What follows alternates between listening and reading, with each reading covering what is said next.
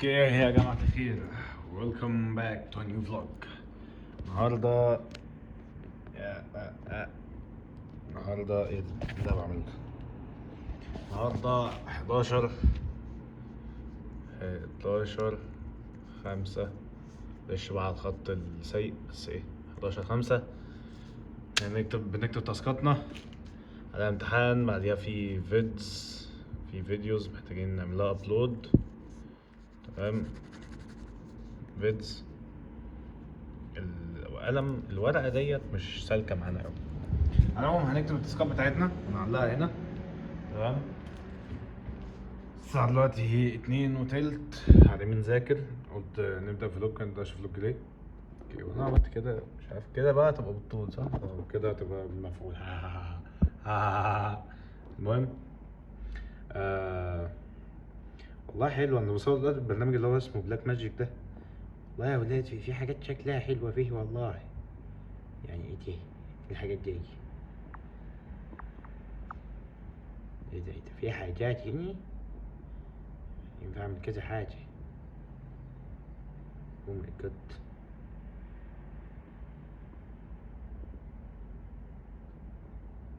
ينفع اعمل ده فوكس كده يعني. دي فوكس دي ولا ايه؟ والله العظيم. او ماي جاد. ينفع اعمل سويتش فرونت. ينفع اعمل سويتش بالفرونت والباك وانا بصور وانا في التصوير. جامد موت ده والله العظيم. يعني ينفع اعمل كده. هوبا الدولاب مثلا مرة واحدة. بس المعلومة دي بيبي ماما وماسك التليفون بالطول. الموضوع مريح، الموضوع مش متنشن و perfect upgrades for content to be sexy. Content should be sexy. battery critical. تليفون 10% يعني يا عم بتحصل عادي. يلا في ايه يا جدع؟ يعني ينفع الله بص ده قط وبتاع او على طول كده في نفس التسجيل قط. نفس التسجيل محمد بقى القط. وينفع اعمل زوم كمان في دي. انا هصور كل حاجه بالبتاع ديت خلاص. خلاص. سينماتيك ستاندرد. ده سينماتيك ستيم بقى. ده بقى خلاص بقى. ده فوق ده بقى. استنى اديك اضاءه. هديك اضاءه. مفيش اضاءه احسن من كده.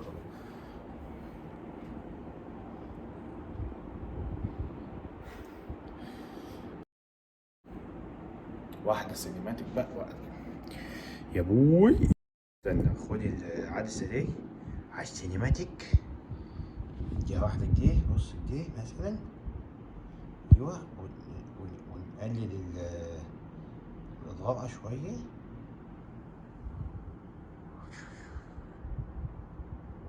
مش عارف نلعب في البتاع ده كمان.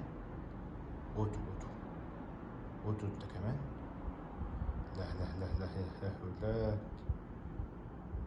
ايه ده؟ هو في ان انا اقوم عاملني يعني ينفع اقوم اعمل كده؟ استنى اقلل الزوم شويه.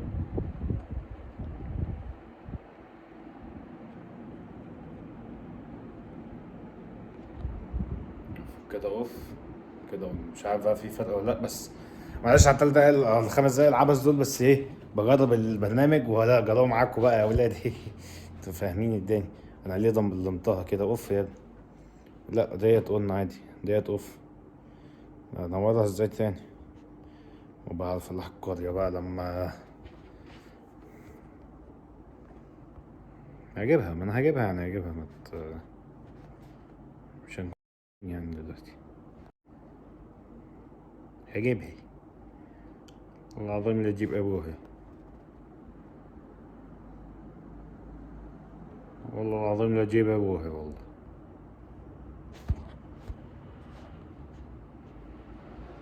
لقيت. يا نهار ابيض. لا كده لا. كده لا كده لا. كده ستاندرد.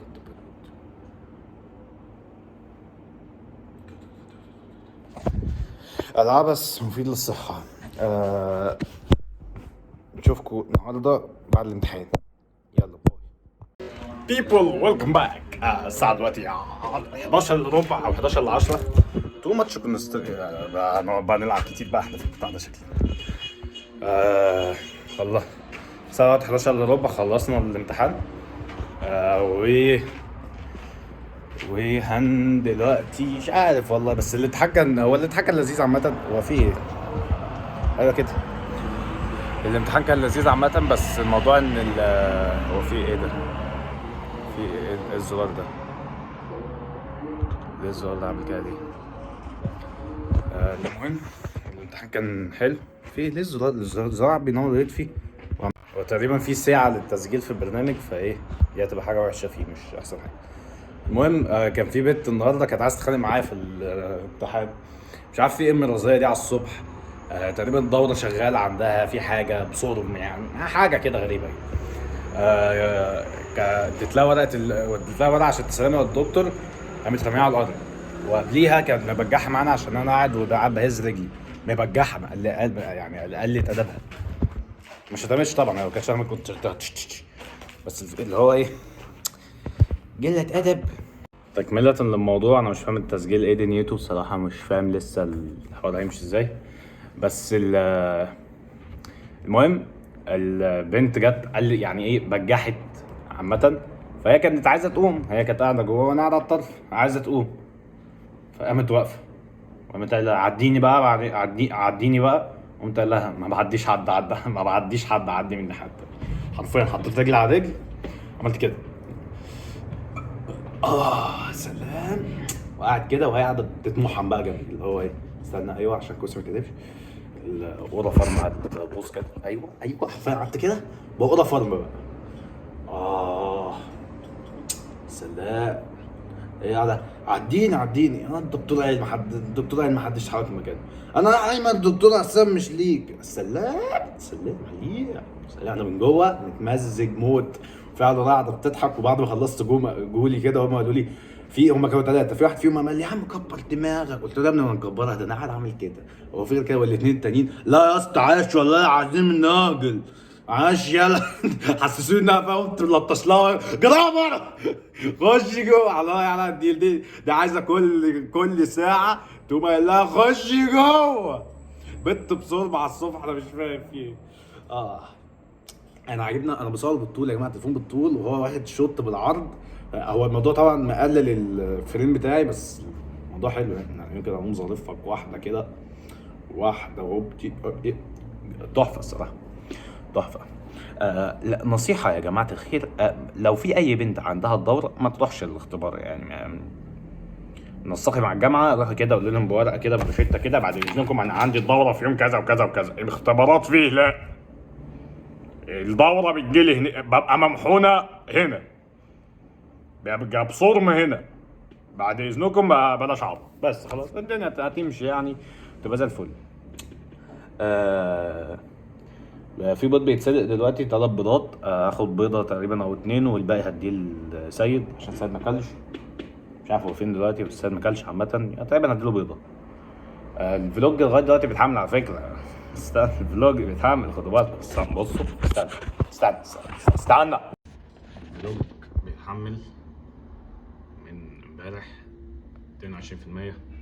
هو بجد طويل بصوا فلوج اكس بقى وحركات وبتاع. الله لا والله العظيم انك والله انك انا بصور الستوري ديت هي موجوده بعض، بس انا ماسك التليفون بالطول. يبقى البرنامج اللي اسمه بلاك ماجيك ده يا جماعه بيرفكت اعتمدته في حياتي خلاص.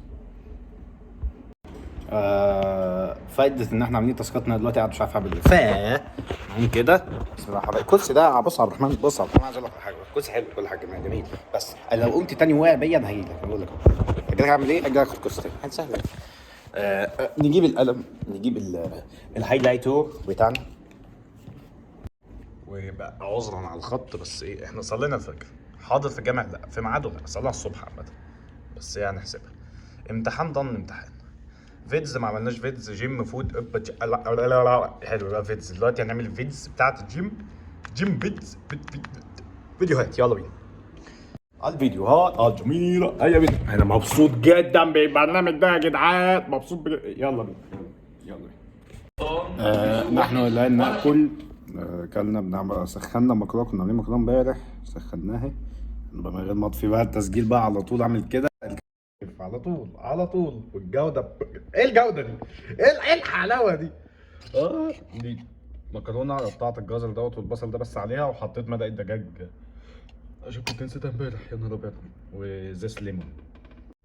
غير كده everything is perfect. كلمنا احمد هننزل النهارده الجيم، هتشوفوا بقى تمرين الصدر الجامده هي نفس التمارين اللي لعبناها قبل كده، مش هتشوفوا بقى. هحاول اصور لكم كل مجموعه من كل تمرين على قد ما اقدر عشان احنا الترابط اللي معانا اتكسر. اتكسر فايه مش هينفع يعني. هنجيب ان شاء الله. التسجيل وقف مره واحده بس بصوا اكتشفت حاجه ممكن اعملها. ممكن اعمل كده كده كده ومره واحده اعمل كده. كنا بنقول ايه ان احنا هننزل الجيم وهحاول اصور لكم لقطه من كل حاجه. طيب بتتكسر وبتاع مش فاكر كنا بنقول ايه بعديها، بس دلوقتي الساعه 12 ونص. عايزين نخلص اكل عشان نقوم نصلي الظهر. بعدين بعد ما نصلي الظهر نقوم مجهزين حاجات الجيم نخليها على جنب. بعدين نقعد نعمل شويه حاجات على الجهاز. بعدين احمد ناصر اتكلمنا. احمد ناصر اول ما كلمنا نقوم رايحين، واحنا رايحين عايزين نعدي نجيب حاجه. نجيب حاجه نحطها في الازازه ديت. نقوم عاملين عصير برتقال نقعد نشربه واحنا بنتمرن عشان اديها طاقه وكده. ويمكن نجيب حاجه مسكره جاست في حاجه مسكره يعني. استنى. See you in the gym big boys. هنعمل دلوقتي حاجة عشان معناش وقت ان احنا نعمل قهوة. فده بن بعوف وسط سادة. بنعمل كده اهو. كمان بنجيب حبة كده. هو ليه انا البتاع ده هيجنني على فكرة، هيجيب لي حاجة. ايوه كده. بن اهو، بن حلو. بسم الله.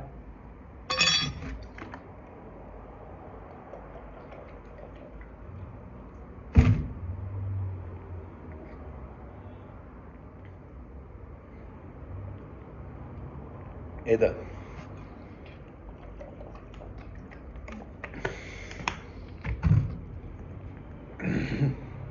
الحركة دي اسهل من ان اشربها. والله اسهل من ان اشربها كتير. ايه ده؟ ماشي جامد موت والله العظيم، جامد سهل جدا. افتكرتها اصعب. لو كنت شفت يوسف اشرف عملها قبل كده في فيديو. ايه ده ايه ده ايوه ده شعري فعلا مش لمبه ولا ايه ده. تو ذا جيم بيبي. الساعه دلوقتي 3:23. احمد نصر حصل معاه شويه حاجات كده قبل ما اخلصها فايه، وانا قعدت صعبه طبعا ما يخلصها. كان لازم المفروض اقعد اذاكر لما هو يعملها بس. يلا بينا. يلا الجيم. جبنا ايس كريم سناك خفيف كده ناكله. زي ما قلت لكم انا عايز حاجه مسكره. جبنا كمان كيس عصير بودره عشان تانك مقاطعه يا جماعه. محدش تانك مقاطعه. عصير بودره. جبنا الكيس ده ب 35 جنيه يعمل 3 لتر. احنا صار لتر واحد 35 جنيه هتقسم بقى بتلاتة. مش عارف 5 على 3 كام، بس هيبقى كل واحد فيهم 10 أو شوية ولا 11 وشوية مثلا. استنى 11 و2 على 3 تقريبا. كل واحد فيهم 11 و2 على 3 من الجنيه. يلا بينا اهو. انا كده بسجل. ينفع اقوم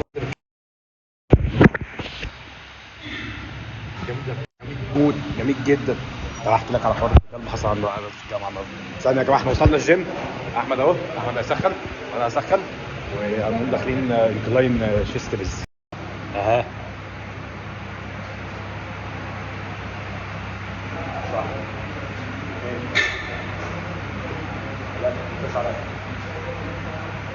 4 يلا 5 كمان حلو قوي. كمان 6 فيها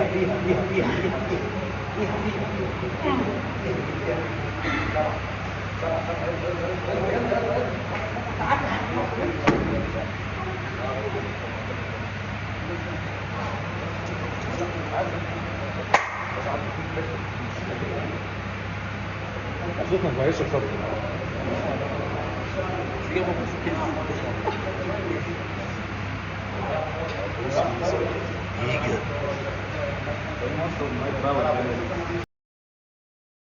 استنى يا عم ما وصلتوش والله. يلا اي واحد فيهم. لا ما تقولوش فاصلين. مش عارف هم تقريبا شغالين بس نفسهم لسه ما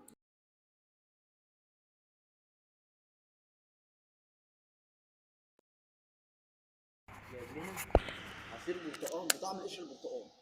ليه عصير برتقال بطعم قشر البرتقال؟ فهمني. ليه لا؟ ليه قشر برتقال؟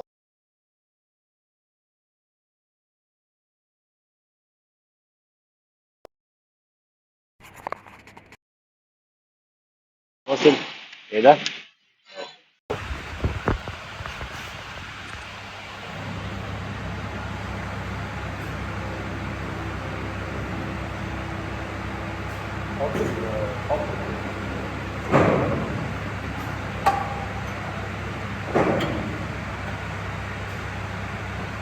العب.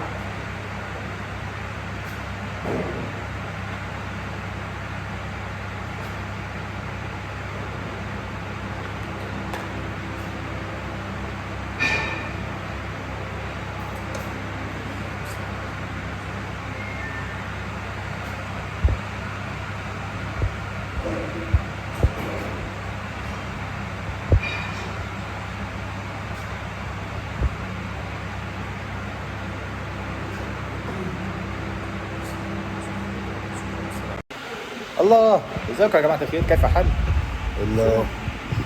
يا ابني بقى يا ابني، دي مش همنتجها، هتنزل كده. ليه؟ مش همنتج، انا لو منتجت مش هنزل حاجه، هقعد اقول همنتجها لسه احطها بقى، ويجي في بالي 7000 حاجه احطها، فاعمل فلوج جامد قوي بس هنزله بعد سنتين. لغايه دلوقتي ما نزلتش الفلوج اللي مع بيج رامي، ما نزلتوش. لا هنزله عادي من غير مايك، بس عشان انا ما منتجتش. فين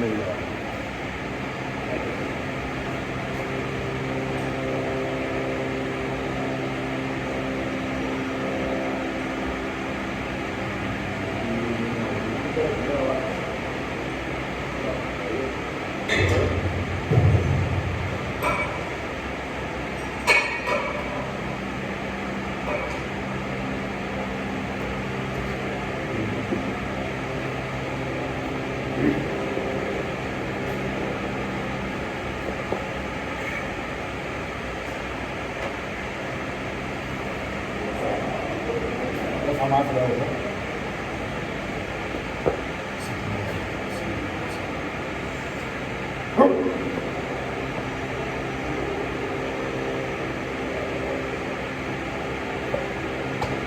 لا لا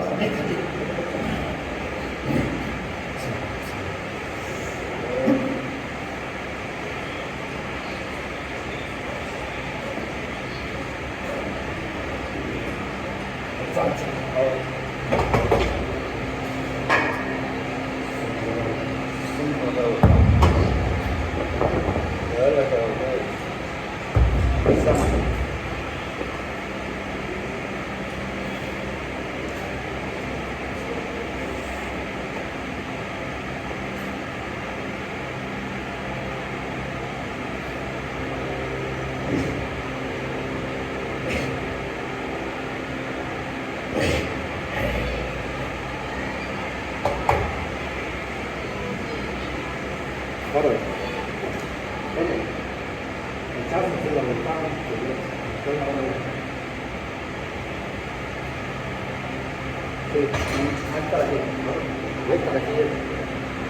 حتى What is now رأى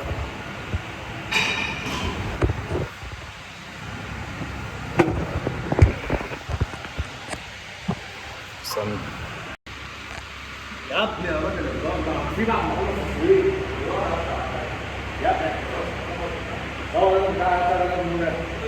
لا تعملوا فيها شم.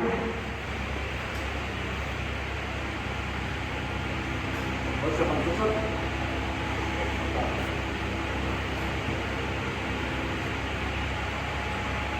لا دلوقتي يا سيدي ميرسي بوكو.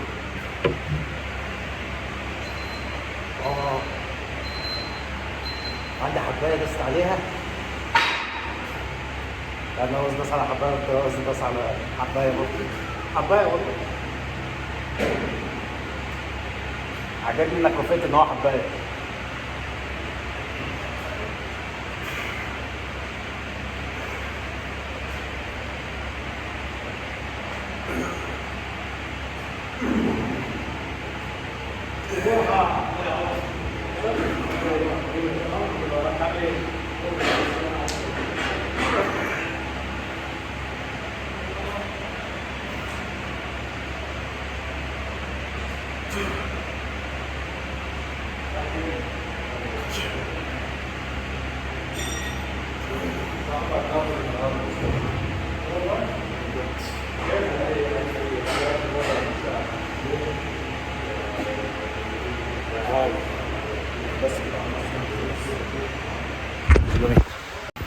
Baby mama, it's now flies on the machine.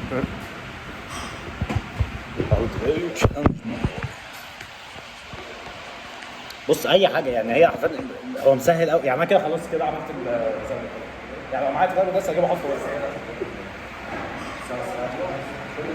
عشان دي انا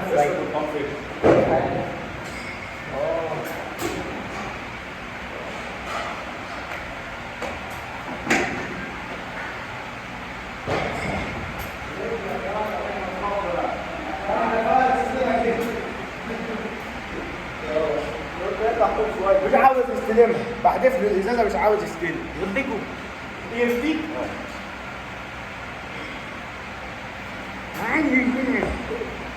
لا ما عملتش حاجه كان غلط توزق هو بتفرج على فيديوهات والله اشتكيك ليه؟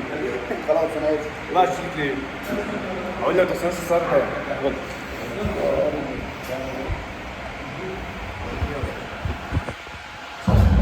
عمو يسري جه عمو يسري جه انت شبه جد شبه عمي يالا عمك؟ اه عمك؟ شبه عمي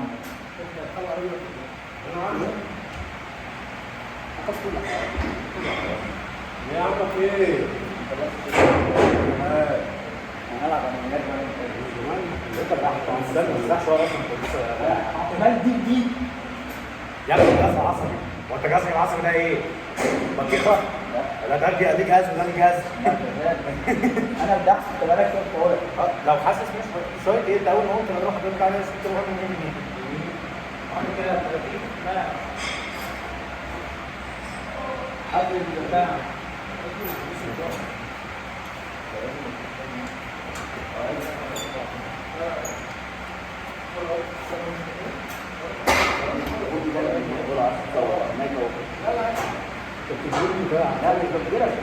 ولا هخلع انا ممكن ما اكملش اصلا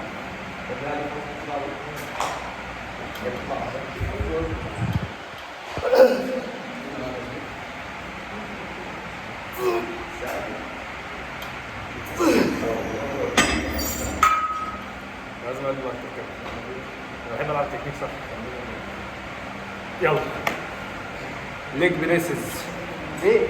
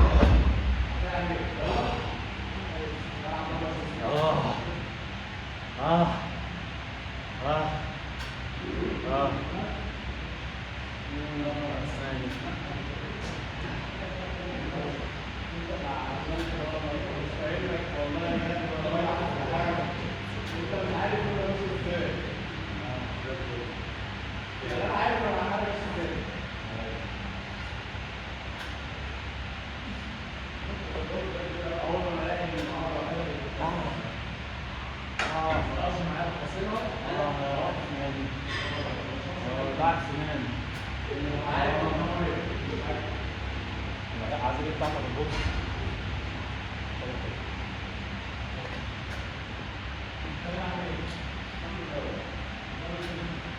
تقريبا ربع طن، تقريبا ربع طن، 100 و100 والجهاز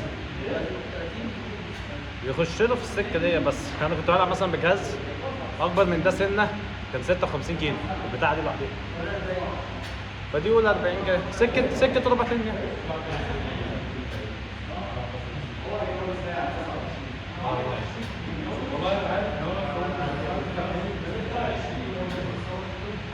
السكيب بتاعت البوكس عشان اعرف اعض عليها وانا العب اي تمارين زي دي، اذا كانت الليج بريس او الديد ليفت بالذات. الديد ليفت لما عملت 180 دمرت. يا عم خش، عايز ايه؟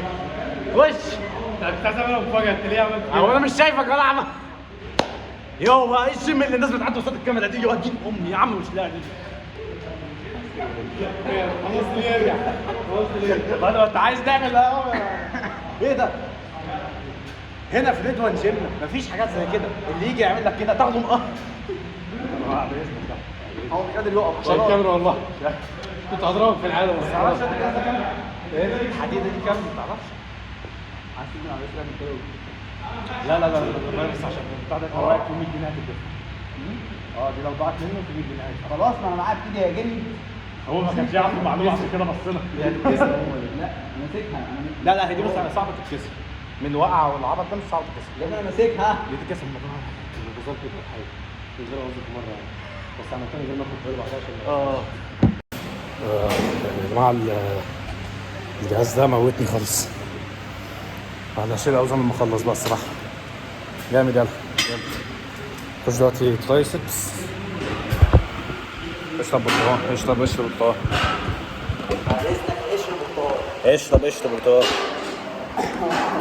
مش رد عليك اقول لك كلمه.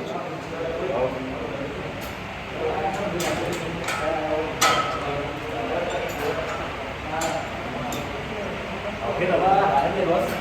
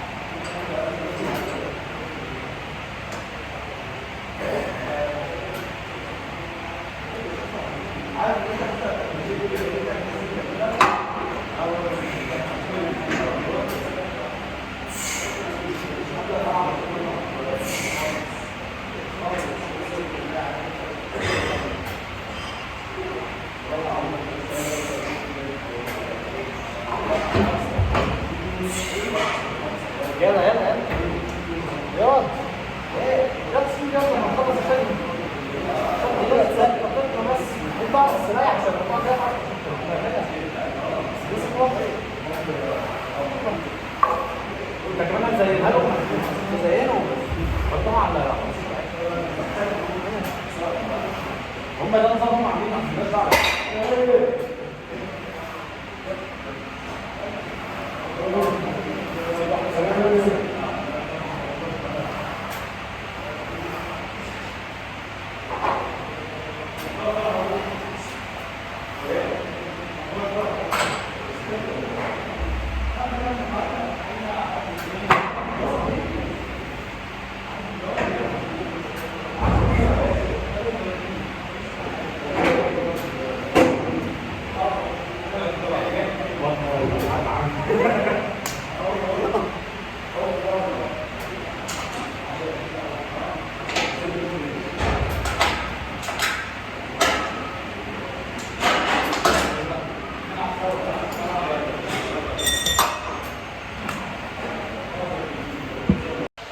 ده اصور دي كمان عشان ما قلتش الوزن في اللي فاتت، او مش عارف قلت ولا لا، بس دي 75 كيلو دلوقتي.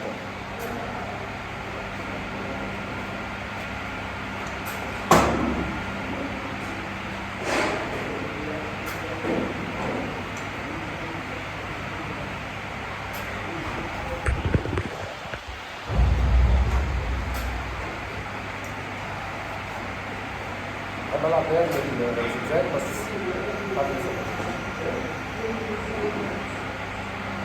وانا بنزل معاك بقى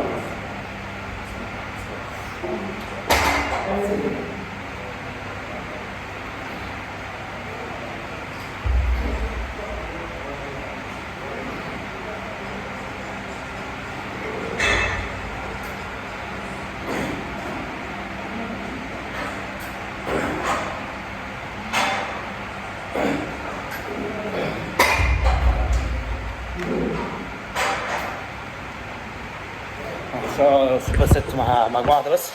بعد كده خلصت الديت هتخش ايه؟ دلوقتي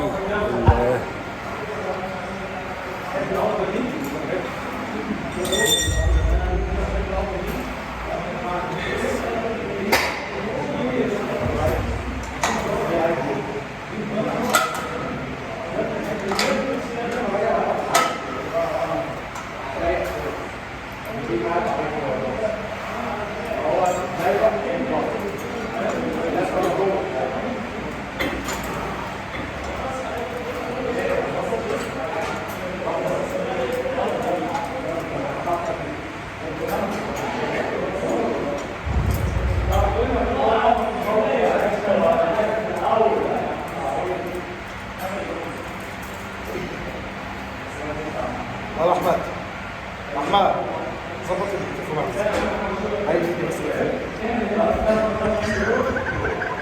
زوم عليها شويه. هي كويسة كده، كويسة. لو زودت هتقطع ايدك.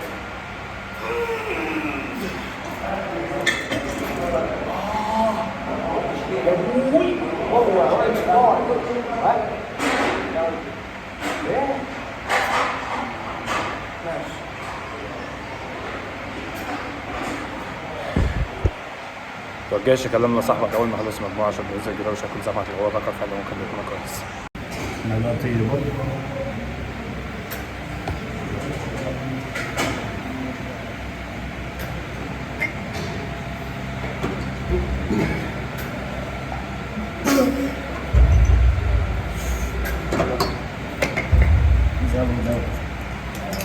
خدت شويه لقيت وزن كتير المفروض نزود.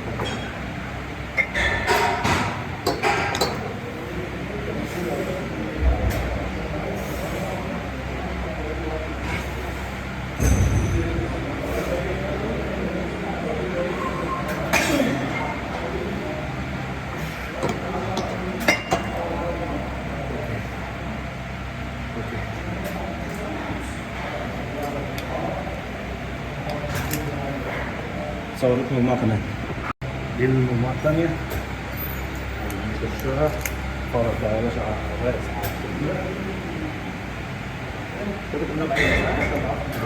كويسين جدا بس اهم حاجة تركزوا ان انتوا مش هتلعبوا بايديكم.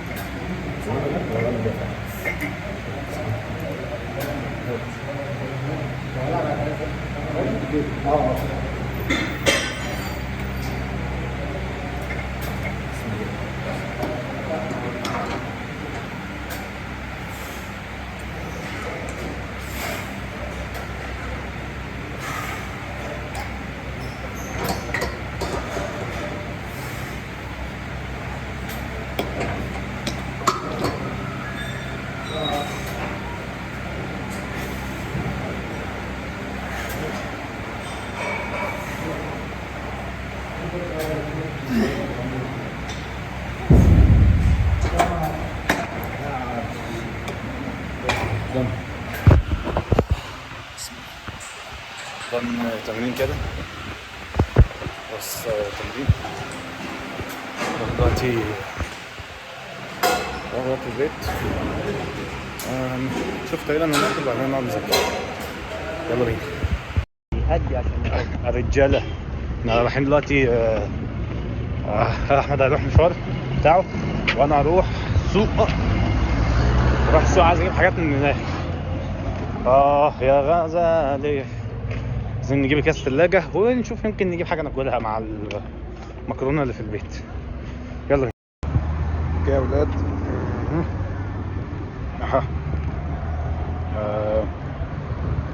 دي بيتزايه تاني واحده لسه واكل واحده. جبت 2 جبت 4 بيضات. ما لقيتش كاس ثلاجه في السوق اللي انا رحته. السوق التاني ابعد بس الصراحه انا عايز اروح عشان كمان لابس بنطلون مش احسن حاجه ان انا امشي بيه يكسلني شويتين، فما ينفعش نمشي كده في الشارع.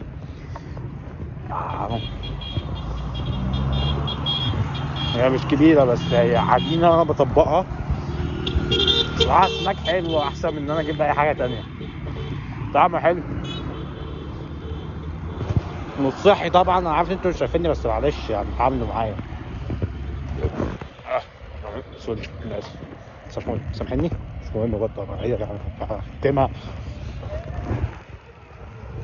عامة رايحين دلوقتي، انا مش عارف الفلوج ده هينزل امتى ولا حالته ايه، بس تقريبا الخميس الجاي. انا هخليه معايا، ده لما احتاج انزل فلوج هنزله.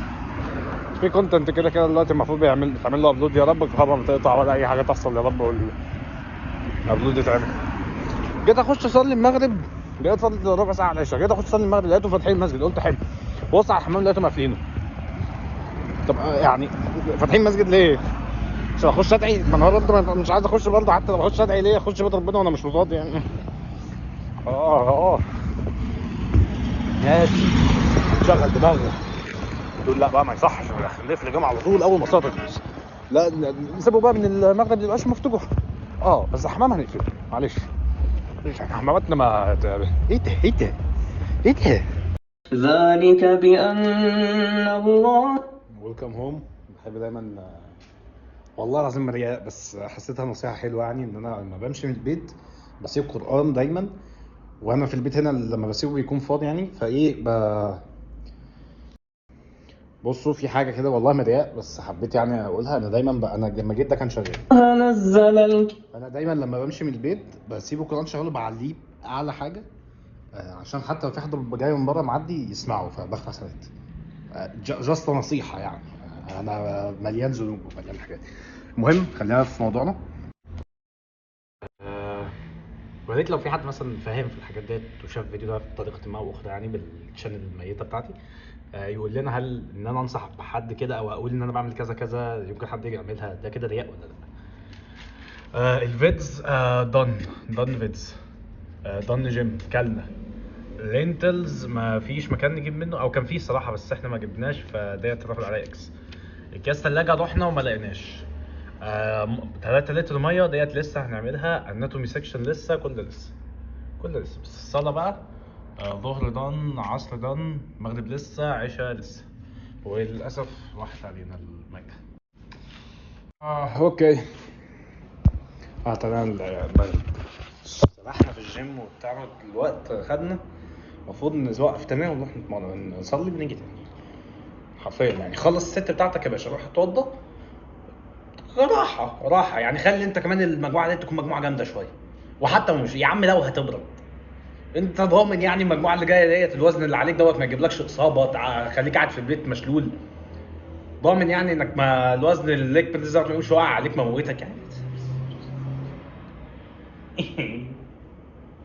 الصراحه انا مش بايدي وعايز اقفل يعني، اول ما اطلع بتاعي يقفل، فايه اعتبروني قفلت معلش يعني.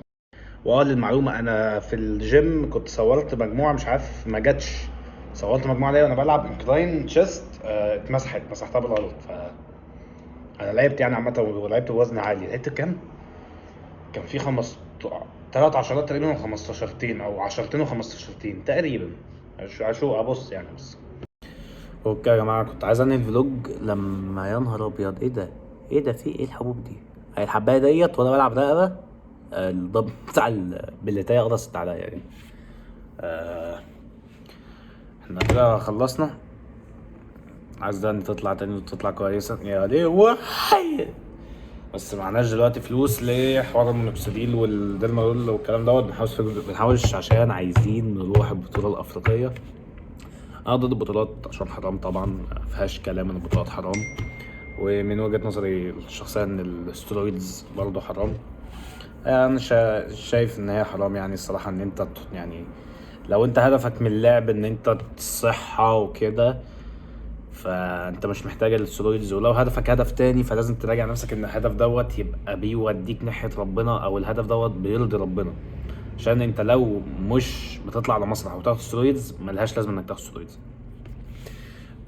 لو الرياضه بتاعتك فيها غش كتير بان هم بياخدوا سترويدز فيها وبياخدوا نشاطات فيها، فانت ما تحاول فاهم يعني مش عارف بقى تتصرف، مش لازم تلعب اللعبة ديت عالمية، يمكن تخش بطولات خفيفة. لو هتلعب عالمية فانت تخش عالمية وتتكل على الله، ولو مكتوب لك ان انت مساحة وقفت معلش. كنا بنتكلم مع مساحة وقفت وقعدت بتاع 10 دقايق تقريبا ربع ساعة قاعد بظبط في المساحة ونقلت حاجات على الجهاز وكده. كنا بنتكلم على الاسترويدز عامة. أنا عايز أحوش دلوقتي عشان أعرف أروح البطولة. هي في اسكندرية، فنروح هناك بقى ونشوف لو هنعرف نروح مع كابتن رفاعي.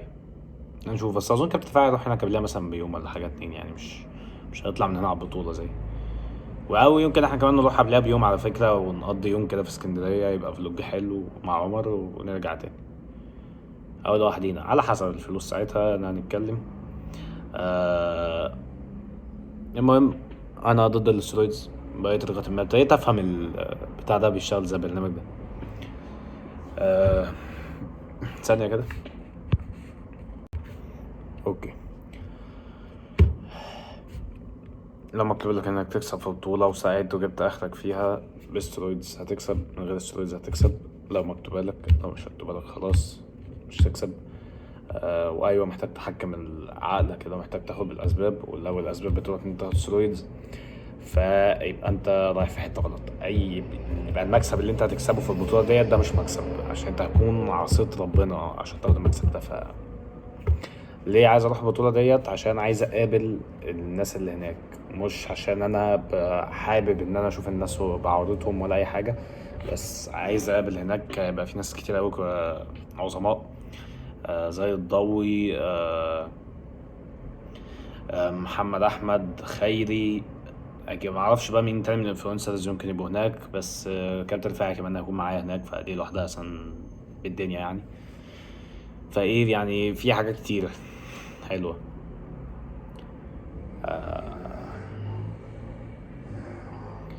فانا مش عايز اروح هناك عشان البطولة ذات نفسها، عايز اروح هناك عشان اقابل الناس ديت، اسلم عليها، يطلع معايا في فلوج كده، اشوفهم فيس تو فيس، يشوفوني فيس تو فيس، عشان باذن الله لما ربنا يرزقني ويكرمني وانا اجتهد قبل اي حاجه ان انا اوصل ان اكون مشهور والناس دي تكون سمعت عني او عرفتني، او اعمل حاجه فعلا تستحق ان الناس دي تقدرني،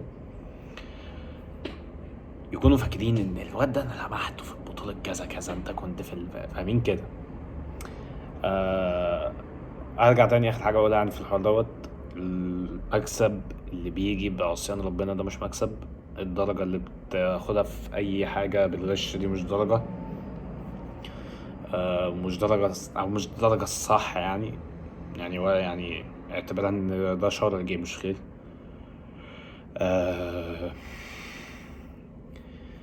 في نفس الكلام في البطولة اللي هتكسبها وانت عصيت ربنا في حاجة مش مكسب، مكسبتهاش.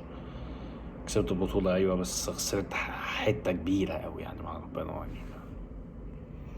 حتى لو بتصلي وتصوم وكل حاجة، بس برضو انت هي ذنب كبير وليها تفاصيل كتير أوي يعني. أنا مش شيخ بس الفلوج هيخلص هنا، كنت عايز أخلصه وإحنا عاملين تشيك على كل حاجة، بس الصراحة الحاجات دي كلها ليها علاقة بالمذاكرة. أصل احنا شربنا قهوة كان معلمناش على القهوة، والفلوج ده دلوقتي هيتقفل، فكمان أعلم على كلمة فلوج، وإن احنا عايزين ننام 10. أظن ننام 10 دي مش هتعمل، يمكن ننام 11 12. والصلاة كمان خلاص صلينا كل حاجة النهاردة الحمد لله، مش في ميعادها كلها بس تراينج. جبت بنا جبت انت على طول ماشي. الوداع، السلام عليكم، وما تنسوش تعملوا لايك سبسكرايب وشير. لو في حد ما صلاش حاجة يقوم يصليها، اذا كانت ظهر او عصر او مغرب او عشاء. ايه اللي حصل؟ الدنيا ضلمت. سلام.